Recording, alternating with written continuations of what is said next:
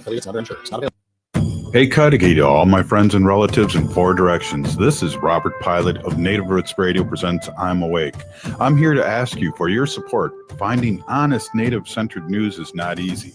But with your support, we're able to provide accurate information about Standing Rock, Line 3, treaty violations, and COVID-19 in our Native communities. Please visit Native Roots Radio Network on Patreon and donate if you can. That's Native Roots Radio Network on Patreon. Pinigigi, and thank you for your support. The city of Minneapolis is now on Native Roots Radio with Minneapolis AIR. AIR stands for American Indian Relations. Guest host Christine McDonald talks to people about important things affecting the city's Native communities. Minneapolis AIR dives into topics like public safety, public health, elections, and so much more. Tune in to Minneapolis AIR on Native Roots Radio from 5 to 6 p.m. on the second Wednesday of every month, right here on AM 950. In a galaxy not so far away, the battle for truth rages on.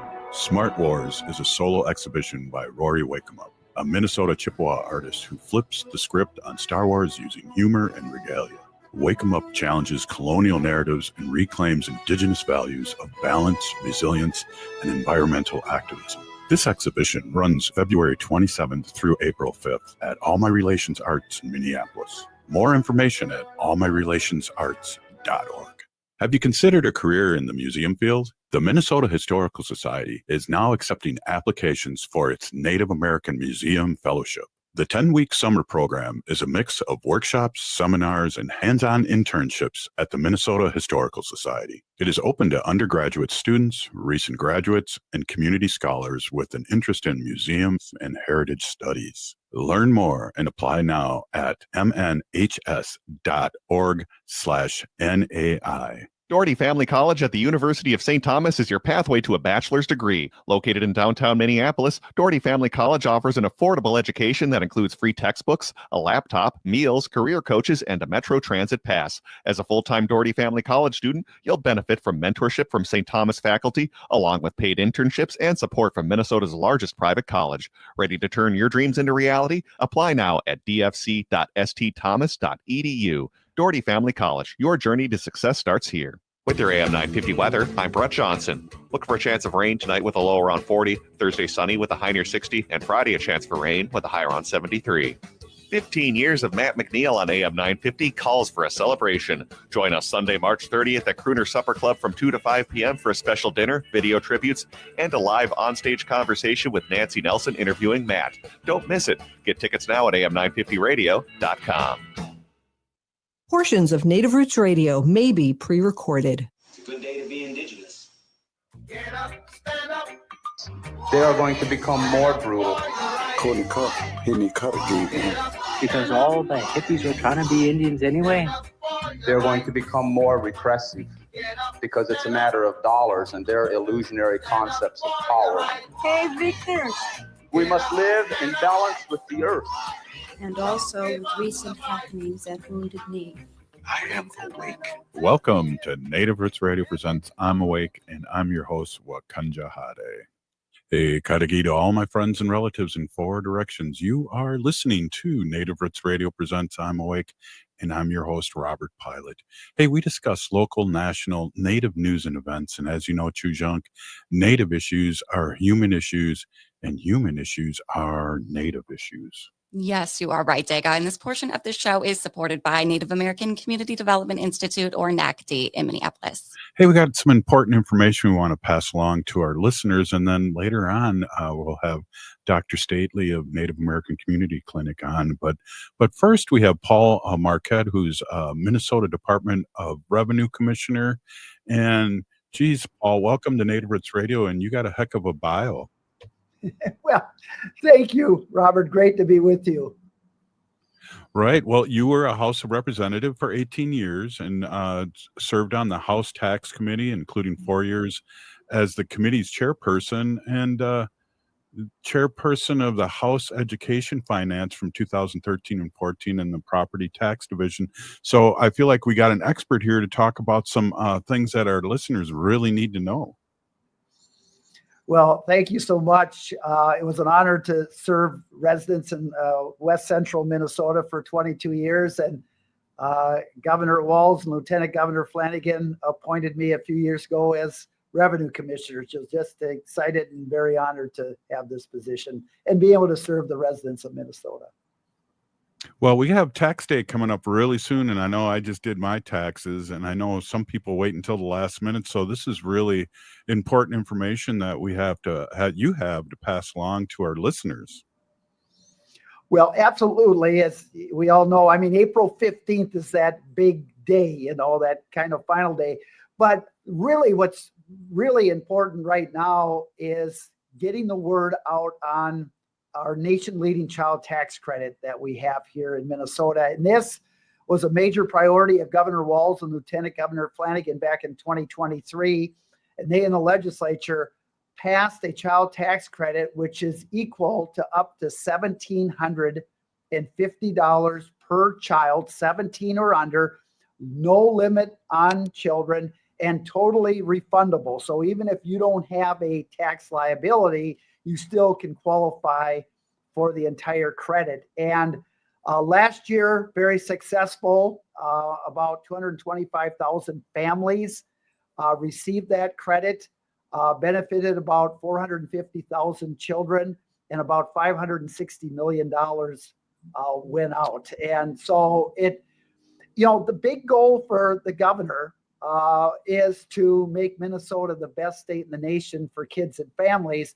And as part of that, to eliminate child poverty. And the data has shown that the child tax credit that Minnesota has the potential to reduce child poverty by about a third in the state of Minnesota. And that would just be significant for great outcomes for low-income, middle-income families in the state.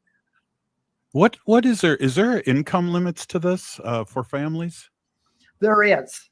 So for a married joint filer this year, it's about $37,000 to qualify for the maximum, but it phases out relatively slowly. So for a married joint filer, if you have 4 children, you probably don't phase out till you get close to about $95,000 income. And for single, it starts at the max at that $1,750 to get that is at about $31,000 income. But again, that phases out relatively slowly. So, if you have 3, 4, 5 kids, you're up to about $80,000 to $100,000 of income before you would phase out of that. So it's pretty robust. And like I said, one of the very leading ones in the nation.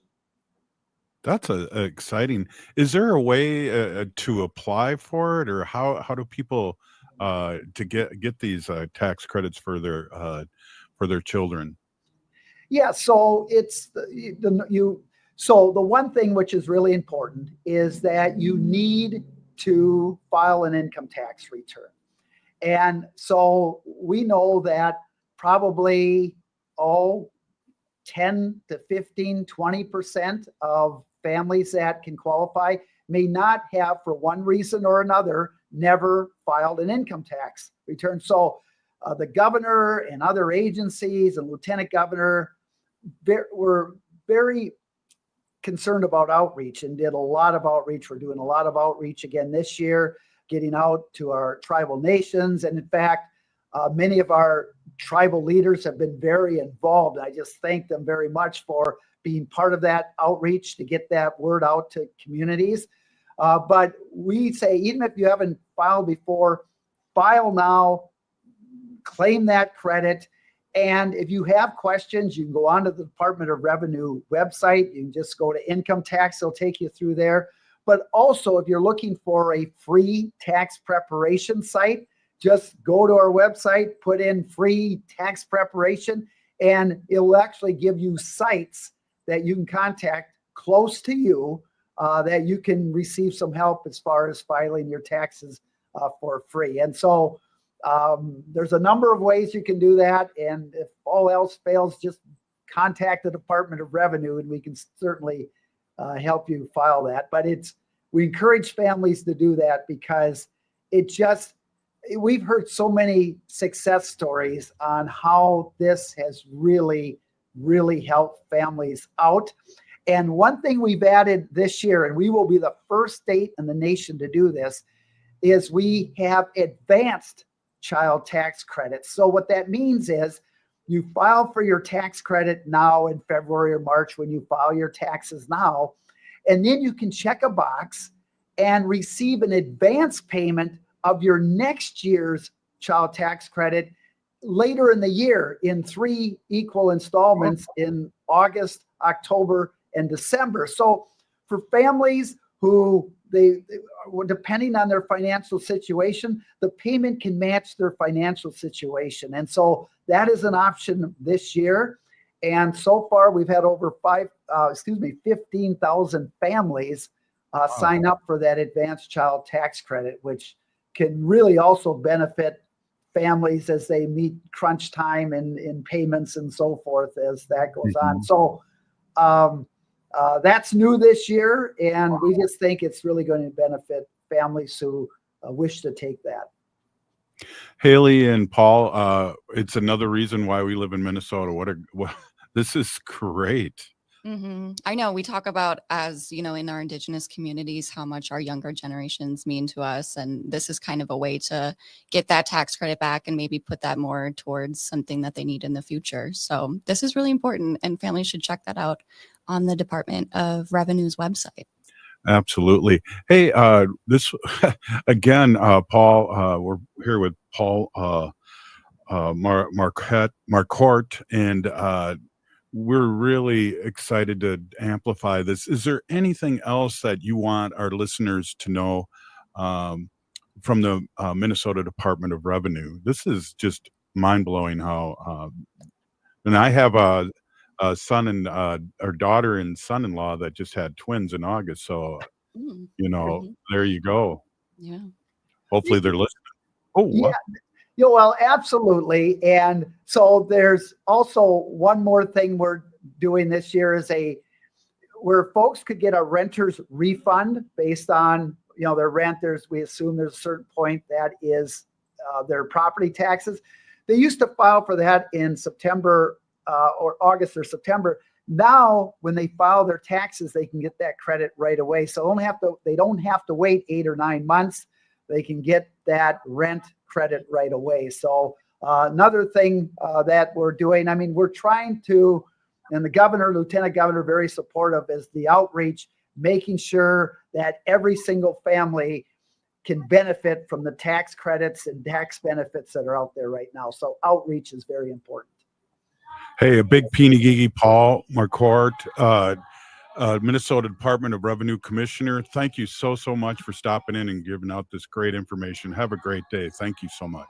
You are so welcome. Thank you. Great to be with you. Thank you. Hey, we'll be right back with Dr. Stately. This is Native Roots Radio.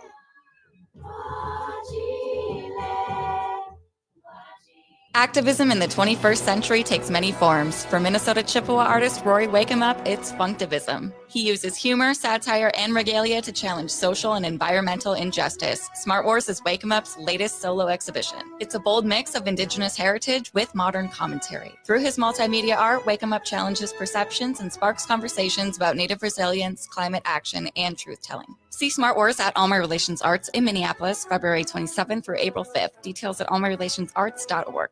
Doherty Family College at the University of St. Thomas is your pathway to a bachelor's degree. Located in downtown Minneapolis, Doherty Family College offers an affordable education that includes free textbooks, a laptop, meals, career coaches, and a Metro Transit pass. As a full-time Doherty Family College student, you'll benefit from mentorship from St. Thomas faculty, along with paid internships and support from Minnesota's largest private college. Ready to turn your dreams into reality? Apply now at dfc.stthomas.edu. Doherty Family College. Your journey to success starts here. Have you considered a career in the museum field? The Minnesota Historical Society is now accepting applications for its Native American Museum Fellowship. The 10-week summer program is a mix of workshops, seminars, and hands-on internships at the Minnesota Historical Society. It is open to undergraduate students, recent graduates, and community scholars with an interest in museums and heritage studies. Learn more and apply now at mnhs.org/NAI. The city of Minneapolis is now on Native Roots Radio with Minneapolis AIR. AIR stands for American Indian Relations. Guest host Christine McDonald talks to people about important things affecting the city's Native communities. Minneapolis Air dives into topics like public safety, public health, elections, and so much more. Tune in to Minneapolis Air on Native Roots Radio from 5 to 6 p.m. on the second Wednesday of every month, right here on AM 950.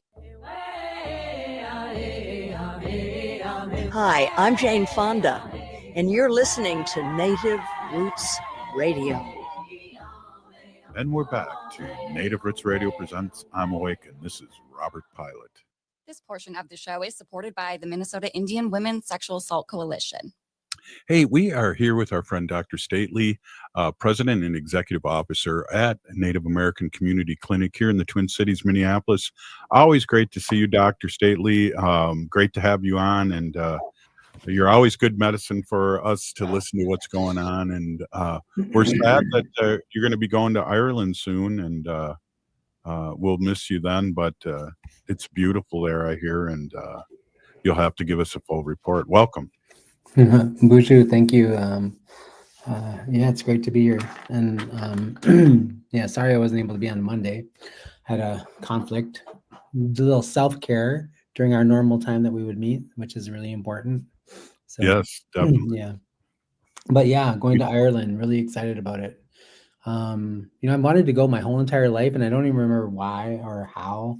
Like I got that in my head. I think there was some stuff early on in my career when I was first starting my career as a psychologist, and in graduate school I would read about some of the work that was being done in Ireland around language revitalization and addressing also community level trauma, what we now kind of call intergenerational trauma or historical trauma. They've had a lot of the same sort of experiences with colonization and colonial powers as we have in many, many ways. And they've been doing some interesting work over there. So it's going to be a lovely trip, I think. And I think the greenness of their land is just so also kind of what draws me to it. So. Wow, that's beautiful. And then it's I think you grew up with this too, but I always remember, and this is kind of off subject, but I always kind of remember when the Irish and the Catholics were battling, and they always made it seem like it was a religious war, the news, but it really had to do with one was from Ireland and the others were English, and they never really said that until I met a few Irish people in my teens, and they explained that to me. Yeah, that is the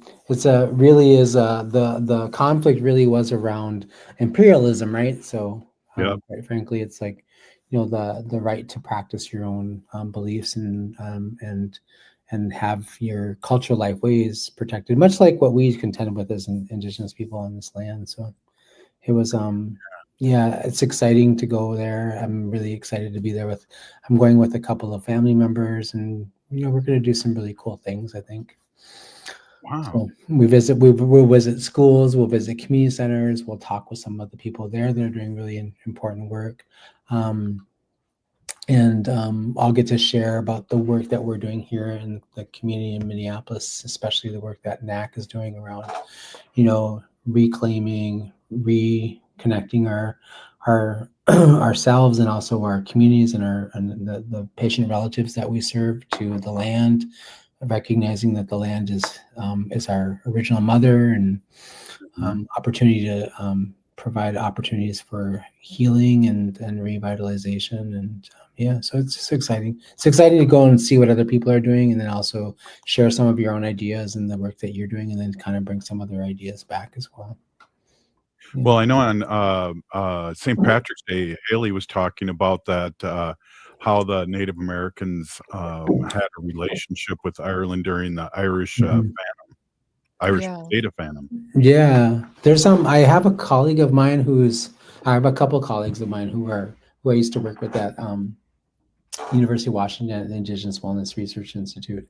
Both of them are Choctaw citizens, and they I visited with them both at different times over the last couple of months or so and talked to them about my travels to Ireland. And they talked about how the Choctaw Nation has, there's a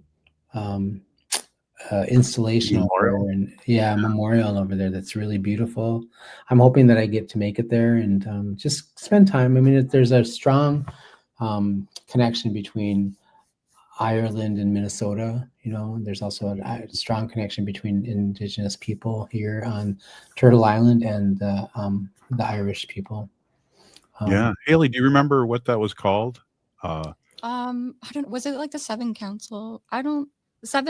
It was feathers something. I'll look it up though. Yeah, it's beautiful. It has all. I believe you're right, Haley, and it has all those feathers from the tail up in a big thing, and it's beautiful lit up. Hopefully, you can get. Yeah, out. it looks like a arboretum or something.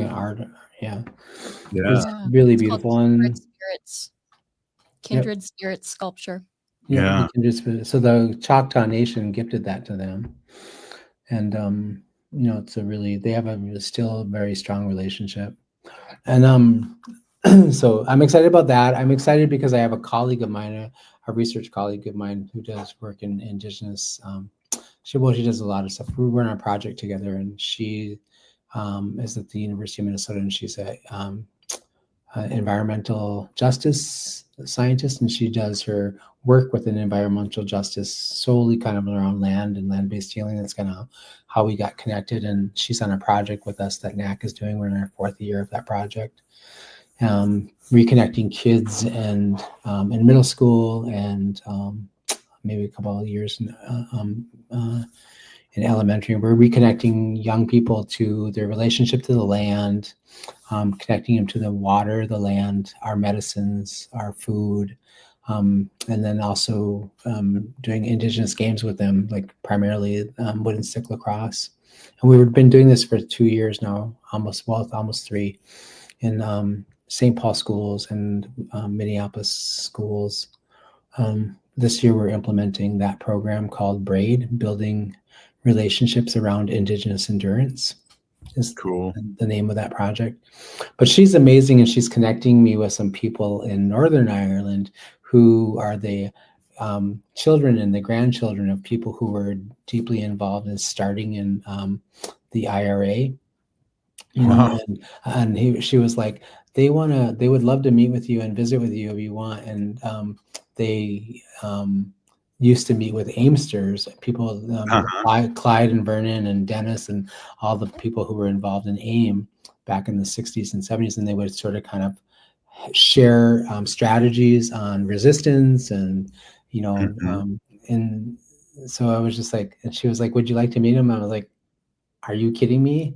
Yeah. My God, I would love to meet them. And especially can hear some war stories from them about my uncles. Right. Bring some patches and I'm sure they would enjoy that.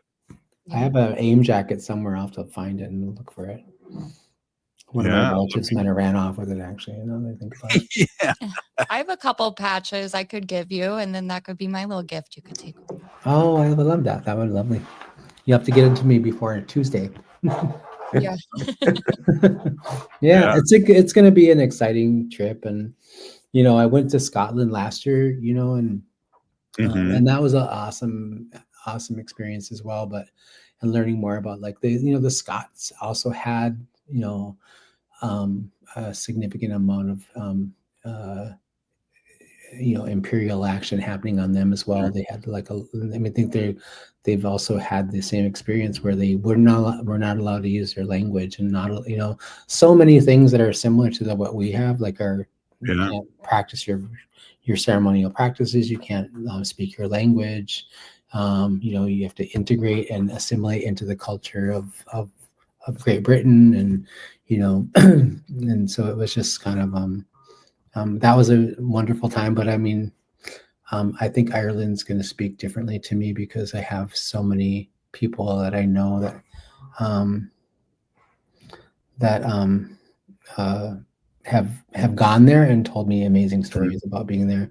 And so this other piece about the connection between American Indian movement the IRA is kind of an interesting one for me to sort of think about, because of my own family's history and the connection to the creation of AIM, and those three men were my uncles. I grew up with those men in my house, in my basement, and all over. Well, your mother too. Your mother too is involved heavily with AIM. Yeah. So that's exciting. It's just a really exciting opportunity, and How long's the flight? I think it's like 8 hours. Mo, it's probably a little bit longer than that because we originally had a direct flight from Minneapolis to Dublin through Delta. They started direct flights, I think, back in, I want to say in April of last year or May of last year. And so that's around the time that we're able to get a direct flight, but they recently changed our flights for us. I'm not sure why. Jeez. Well, hey, probably Doge got in there and messed around with some things and decided, I'm sure you'll have to get me a IRA T-shirt when extra large. I'll keep a look on it. I'll keep a look on it. I'll get you something from there. Right on. I got something. If you really need some AIM stuff, I got some AIM stuff too. Cool. Yeah, that would be great. Cool. I can probably get you an old Patty's T-shirt from some pub or something like that. Give it to me on my sobriety date. Hey, we're here with Dr. Stately, President and Executive Officer at Native American Community Clinic, and we're always fun, and it's always fun to share and talk and find out what's going on. We're going to hit some hard questions on the next segment, and we'll be right back after this short break. Stay with us. Hey, it's Patrick. We're headed into March, which means spring cleaning is almost here. You're about to realize that, and so is just about everybody else, too. That's why you need to beat the spring cleaning rush with big savings and priority booking by calling our friends at Zero Res right now. We just had Zero Res over at our house last week, and they did such a wonderful job. They were on time, professional, and we couldn't be happier with the results. Spring is a time for renewal. Let Zero Res help you refresh your home with clean carpets, fresh floors, and improved air quality. This month, get 3 rooms Zero Resified from Minnesota's #1 carpet cleaner starting at $129 and take $75 off an air duct cleaning. Again, that's 3 rooms starting at $129 and $75 off an air duct cleaning. Beat the rush. Call now 952-0-RES or go to ZeroResMinnesota.com and ask for the AM 950 special. That's Zero Res. Backward or forward spells the same. Hi, I'm Rachel Shamblat. My dad is Dr. Scott Shamblat from Shamblat Family Dentistry. A lot of people are afraid of the dentist, but you don't have to be. My dad makes going to the dentist comfortable and even fun. He won't be mad if you haven't seen a dentist in a long time. He just wants to take care of you and your teeth. If you don't see my dad, please see another dentist. Take care of your teeth because they're the only ones you get. Shamblat Family Dentistry in Hopkins and St. Paul. Find them online at shamblatfamilydentistry.com or call 1-800-FIX-MY-TEETH. This is Chad, owner of AM 950 for Snap Construction again. Does your home feel colder than it should with the furnace constantly running? Or do certain rooms always feel colder than the rest of the house? Those are signs the attic in your home may need an insulation upgrade. Snap Construction can help by providing a free energy audit for your home's insulation. The average cost of getting new insulation can cost much less than a new furnace. Plus, Snap Construction is a BPI certified installer. That means if you use Snap for your next insulation project, you qualify for up to $650 in total rebates from your energy provider. After my free inspection, my insulation upgrade was completed within a few weeks and the rebate check was in the mail. Snap to it and reduce your heating bill this winter with Snap Construction. Call 612-333-SNAP. That's 612-333-SNAP for your free energy audit when you mention AM 950. Snap Construction, arguably the most well-reviewed exterior contractor and insulation company in the metro. This is AM 950, the progressive voice of Minnesota. Greg Bakken here. Like you, I love good, fresh, delicious food. So I want to tell you about this treasure in Roseville called Maverick's Real Roast Beef. Maverick's has the best roast beef sandwiches I've ever had. Made fresh every order. Add fries or onion rings dropped in the fryer when ordered, and you have a winning combination. Mavericks Real Roast Beef has a lot more than roast beef, so check out their website, mavericksbeef.com, or check out their restaurant on Lexington in Roseville. In these challenging times under the second Trump administration, reading can be a powerful tool to manage stress and anxiety, and Next Chapter booksellers can help. Their newest table features books designed to channel anxiety into meaningful action. From Noam Chomsky to Henry David Thoreau, it's a collection that invites you to reflect, learn, and take action during chaotic times. Explore the full list of titles at nextchapterbooksellers.com. That's Next Chapter Booksellers off Snelling and Grant, here to help keep your sanity. With your AM 950 weather, I'm Brett Johnson. Look for a chance of rain tonight with a low around 40, Thursday sunny with a high near 60, and Friday a chance for rain with a high around 73. Grab a tray at Cafe Latte's Cafeteria and select from a wide variety of soups and sandwiches. The bakery has fresh baked bread daily, along with cakes and more. And the Pizza and Wine Bar features gourmet pizzas that pair perfectly with their 30-plus wines by the glass. Located off Victoria and Grand, more at cafelatte.com.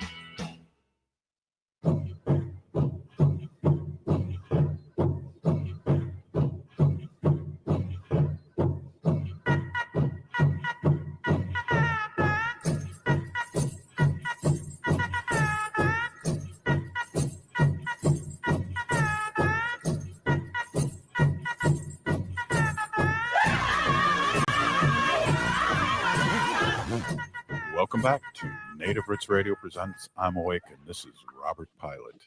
This portion of the show is supported by Native American Community Clinic on Franklin Avenue in Minneapolis, honoring health and tradition. Hey, welcome back, and we are here with Dr. Stately, CEO and President, Executive Officer of Native American Community Clinic here in the Twin Cities, Minneapolis. And Dr. Stately, before we get into the hard-hitting questions here, and we have a free community wellness breakfast with Native American Community Clinic tomorrow. Do you want to speak a little bit on that? Sure. This is part of one of the things we used to do this quite regularly. We would host a breakfast every fourth Thursday of the month at the Indian Center, the Minneapolis American Indian Center, and we kind of paused that while they were going through the renovations. It's part of our thing that we've been doing for quite a while. In partnership with them, we host a breakfast there. People come in and they learn about, they have a nice breakfast, a healthy breakfast, a really delicious meal that's usually prepared by the Gatherings Cafe staff. And then we talk about all kinds of things that are health related, and we encourage people to get their diabetes checkups and those kinds of things. So come on in for some free breakfast tomorrow, and I think you might have to call ahead, or I don't know. Everyone's welcome though. It says right there, join us for a free healthy breakfast and discussion on health and wellness. So show up, Robert. 11. From 10 to 11, and I will stop eating. I'll stop eating tonight right now, and I'm really hungry. Oh gosh. Well, you only get one meal. You can't order 4 meals for yourself or anything like that. I can bring a disguise. Come on. With that. Everyone would recognize your voice. There you go. Yeah. Oh yeah. Oh yeah. Really? Yeah. That's a very good impression of Minnie Mouse. Yeah. Exactly. Well, heck, we got an article here from the New York Times that put that today is saying that the U.S. is to end vaccine funds for poor countries. Any comment on that? Oh my God, yes. It's just I can't tell you how truly concerning and frustrating and saddening and heartbreaking all of this is in this current administration. I think the thing that I'm most concerned about is, so we have a measles outbreak in several states in the southern part of the United States, and so we already ourselves as a developed country, developed meaning first world, lots of wealth, lots of resources here. We already have a tremendous amount of people within this within the United States itself here on Turtle Island who are also very, very poor, and they live much like as though they were living in what we used to call third world Mhm. situations. We don't use third world anymore. It's kind of derogatory term. So developing countries that don't have as many Mhm. resources. So we have the same conditions here in lots of places. And I think anytime that an administration takes this type of sort of approach to these issues, what they essentially are doing is they are limiting or they're sending a message to the entire world, which includes our own population, about the importance of vaccines in preventing really critical health issues or really critical health diseases like measles and polio and a bunch of other things, malaria, things that HIV, things that can really hurt and harm many of those people that live in those territories. But it also sends a poor message to our own people living here in Turtle Island, which is on the United States, which is vaccines aren't important, they're not worth investing in, and there's it's just really problematic. And you're seeing an outbreak in those certain places like in Texas and other places, and where there is very low vaccine rates or lower vaccine rates for certain kinds of conditions, right, like measles. Like I listened to a podcast last week or so on Point, where they were talking about how a community has to just have like anything below the 95% percentage rate of having people in your community vaccinated for measles. Anything that dips below the 95 to 90% percentile, you are looking at a potential outbreak in your community, because it's so incredibly transmissible, and it's so incredibly it's a lot. It's a lot like COVID. It's so easy to transmit. And so the problem, like we've had for one of the, I think, more recent times, we've had like 3 or 4 young people, I think, die within the last couple of weeks from measles. I think maybe 2 died, and several have been seriously hospitalized. Now, we're a developing country. We're a developed country. We have all kinds of resources, and like when we think about what's happening here with all kinds of health resources, and then what's it going to be like for communities and other places we've supported that don't have that infrastructure and have now these things taken away. It's really, really very disturbing, and it's heartbreaking. And I think the thing that we should learn, and we should have learned by now from the pandemic that we all went through between 2019 and 2020 and 2021, the hardest years of that pandemic, we should have learned that our well-being is connected to the well-being of others, and that an epidemic can become a global pandemic fairly quickly, fairly rapidly, because we are all connected because of international travel and all kinds of conditions. And so why would you think that that's a good idea to do that? That's just crazy making to me. It's really agree. It's quite, it's either quite intentional and what I would say in the, evil spirited, or it's like you didn't think this one through very well. But in either condition or a case, it's not a great decision. So it's really problematic. Right. And then locally, I don't know if we've talked with Icorn and that whole mess with the state senator and oh gosh, allegedly soliciting, this is a thing that we've been talking about all week. And then some of the people that are coming out as people running for his seat, like that one lady that did a podcast with a child abuser, and she was the head of the Republican Party in Minnesota. Jennifer, what's her name? Carnes is running for his seat. She was married to the former representative from, I think, I forget what district it was. Right. Yeah. Yeah. And now she's running, but she was totally involved with that Republican guy that got convicted for, trafficking and all that bad stuff at his apartment in Minneapolis just a year or so ago. Yeah. Yeah. So I think it's really interesting to me that, like, So one of the things that's compelling to me is that this is a representative who I believe was from Grand Rapids area, right? Yeah, Pretty state far, senator. pretty far north, right? State senator Mhm. from pretty far north, really kind of a remote part of the state, right? Also happens to be an area of the state where there's significant amount of Native people living, and we have some of the highest rates of missing and murdered Indigenous women and children, right, and Mhm. relatives.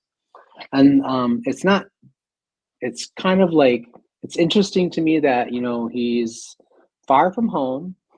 He's in Bloomington, Minnesota, and he's eliciting sex from a minor who he believed was a minor anyway. Right. And it's interesting to me that his text message they talked about some of the text messages that were exchanged between him and the quote unquote minor, who was really a police officer, was something like, well, when do you turn 18?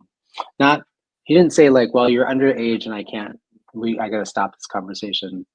Sorry, Mhm. I made a mistake.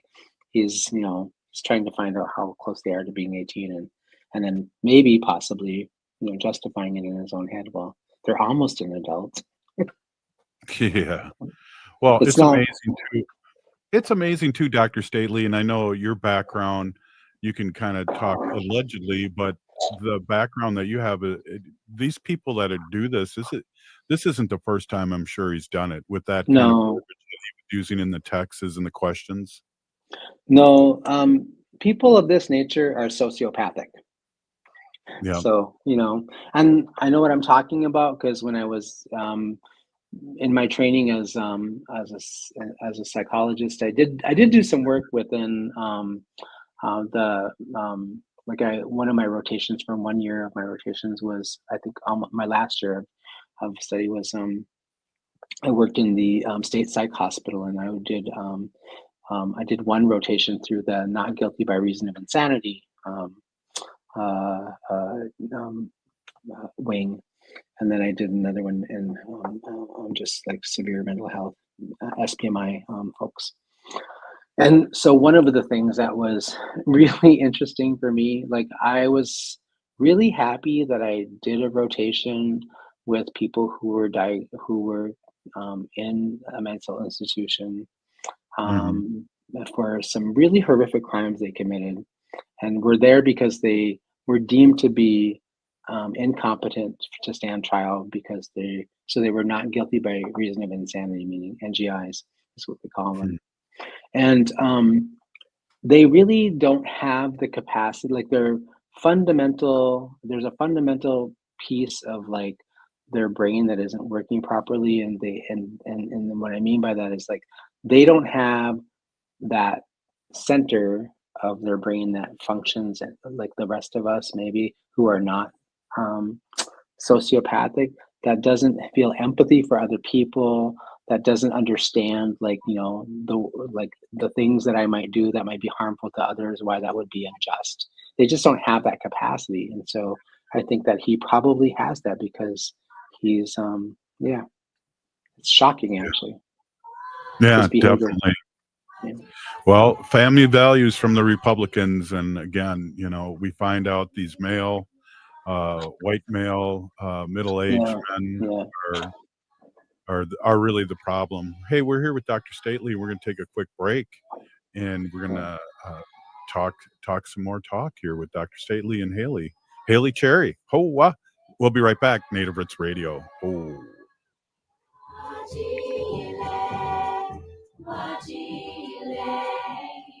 The city of Minneapolis is now on Native Roots Radio with Minneapolis AIR. AIR stands for American Indian Relations. Guest host Christine McDonald talks to people about important things affecting the city's Native communities. Minneapolis AIR dives into topics like public safety, public health, elections, and so much more.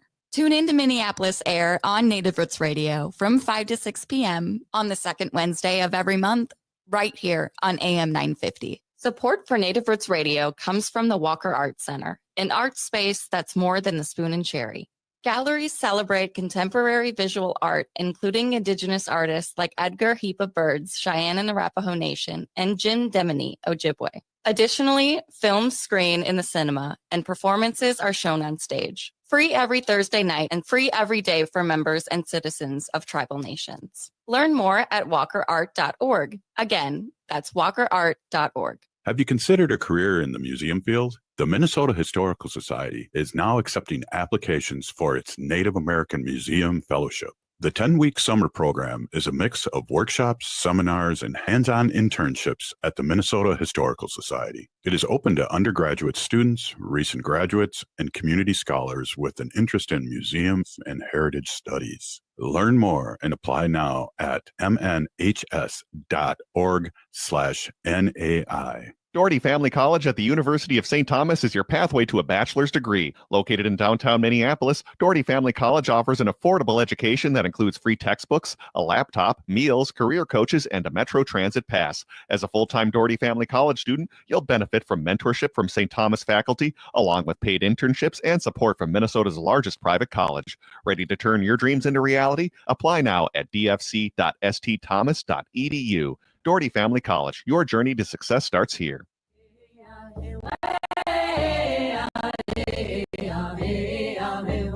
Hi, this is Governor Walls. Thank you for listening to Native Roots Radio. And we're back to Native Roots Radio presents I'm Awake, and this is Robert Pilot. In this portion of the show, we like to bring awareness to our Minnesota wolf population. Say no to the hunts. How?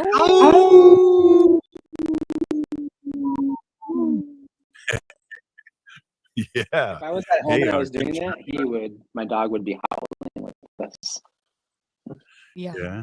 Yeah, that's good though. We like when our pets, our sacred animals, join in on the show. We used to have our cat always come in and bust in when Wendy would do her animal portrait, and then we've had many guests over the years, Haley, that their dogs join right in. Oh yeah, we love that. There are relatives too. That's right. Hey, we are back with Dr. Stately, President and Executive Officer at Native American Community Clinic here in the Twin Cities, Minneapolis. And, speaking of Wendy, she always would, when she'd be on the show with me, when you were on Dr. Stately's, go, ask him what he wants to talk about. So we'll do that in this segment right now. What would you like to talk about besides free lunch at the Red Lake College tonight? Yeah, free lunch. Yeah. Well, I do want to say, so I want to really put a quick shout out here. So like we were talking about vaccines at the earlier session. I want to just really encourage everybody in Indian country to make sure that you get your child vaccinated, make sure that their vaccines for things like measles and all these things, that we get their vaccines early in their life. Accomplished, because we have some of the lowest vaccine rates, and it is really quite challenging. There's a number of things that vaccines do for us. One of the things that it does is it prevents us from getting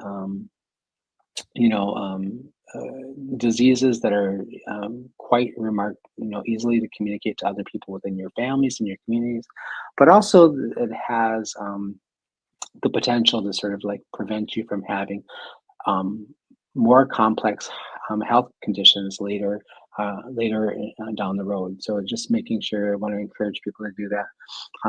One of the things that makes me anxious about this current administration is, the HHS Secretary of HHS is Robert Kennedy Jr., and he is a staunch anti-vaxxer, right? Remember him during the COVID times. And I think one of the things that's concerning to me is that, so in the situation in which like you are, you come from a well-to-do background or wealthy family, and that's not to say that they can't get a condition by not getting vaccinated, but they also have tremendously, a lot of the time, they have much more access to healthcare and expedient healthcare than other disenfranchised and communities where there's not a tremendous amount of healthcare. So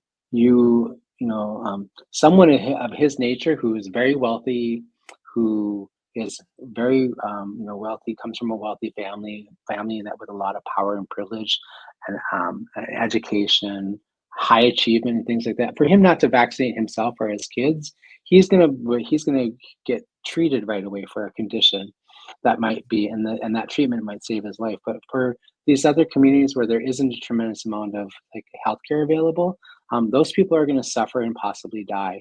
And I think the other thing that I'm concerned about with that statement, that issuing of the statement about how we're going to pull out of other countries for vaccinations is like, this administration is looking to look like it's going to go down as the single most the gold star they're going to get is for making the most number of people across the globe die, making it an effective strategy. Like they're going to reduce the world's population by significant numbers for when they don't sort of like do their due diligence and help people. So I'm a little bit concerned about that, and I would really encourage our community to vaccinate up, and because healthcare in other places are probably going to get hit. Like we're going to see what this administration doing, if you're not paying attention, is they're kind of trying to significantly shrink the federal footprint. But most of healthcare and most of some of the things that benefit us every single day of our lives doesn't come from our state. It comes from our feds. Yeah. Right? Hey, so he's shrinking all these services and making people wealthy. Yeah, Dr. Stately, Kennedy did say that his kids were vaccinated, and he is vaccinated, even though he's an anti-vaxxer. But Isn't that interesting? Yeah, it's very interesting, and it's Republicans talking out of both sides of their mouth again. Somebody like me, that's actually, I think it's more nefarious than that. I think it's intentional. It's like, yeah, I want the things that are going to keep me safe, but I really like it's either intentional or unintentional, trying to annihilate people who are, who are disenfranchised. I have a question for somebody old like me that had their measles vaccines maybe in 1963 or 62, somewhere around there. Would it be good, or is there a different vaccine to be re-upped on for something like measles, or am I good? No, you're good. The measles vaccine is one that you get very early in life. That's why we give it to babies and young people, because it will build your immune system over time. Your immune system will develop copies, and it's kind of like you're fortified. You've been carrying around the genes for that for quite a while, and I don't think measles is not a mutating virus, as far as I know. Like it doesn't change, and it's not like COVID where it adapts and changes rapidly. Things like COVID, HIV, other kinds of things where the actual structure of the virus changes and adapts. It's what we call smart viruses. Like they change very rapidly. Those are the things that you have to kind of get vaccinated for repetitively. Well, if we were able to nip this in the bud early on in Trump's first go around, this might not still be around. Am I correct to assume that? COVID? Yeah. Specifically? I think COVID, it's possible, but COVID is, as it turns out, is a highly adaptable, very, very rapidly mutating virus, and those viruses are very hard to get ahead of, get in front of. So maybe if we had done like very early on, like within the first month or two, we had been able to sort of figure that out and do something more rapidly, and that was during his administration, so it's possible. But like HIV, like COVID and HIV, like COVID is going to be like what HIV was back in like the 80s. It's going to be something that we kind of live with for a period of time. We have a way of managing and preventing its spread and transmission. And we also have a way of managing and treating it when it happens. Now, I think one of the things that I would hope people have learned from this pandemic we just came through, and like avian flu should be concerning people, besides just the fact that, just chicken's more expensive and eggs are like through the roof. You can actually if those chickens were people, they'd be living in like, high rises, in downtown New York City. They're worth so much, right? Right. But the point is that, you know, what you want to do is just what we should be recognizing is that when we are not prepared well and we don't have our eye on, you know, down the road looking at the things that are about to come, it makes us very vulnerable. An analogy I tell people all the time, I just said this to somebody earlier today, I was like, when they teach you how to drive, they don't tell you to look at the dashboard in front of you. They tell you to pay attention to, you know, down the road and see the things that are coming so that you can avoid them and prevent yourself from getting in an accident or dying or killing somebody. So the same thing applies here. It's like we should be looking down the road, not in front of the dashboard, and paying attention to like what's right here. Wow, I'll be stealing that analogy. I like that one. Oh, wow. Just give me credit.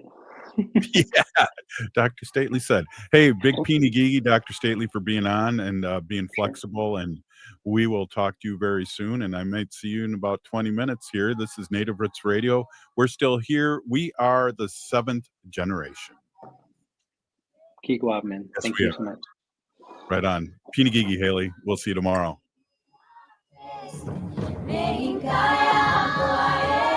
Hi, I'm Peter Solak. And I'm Adam Ostrowski.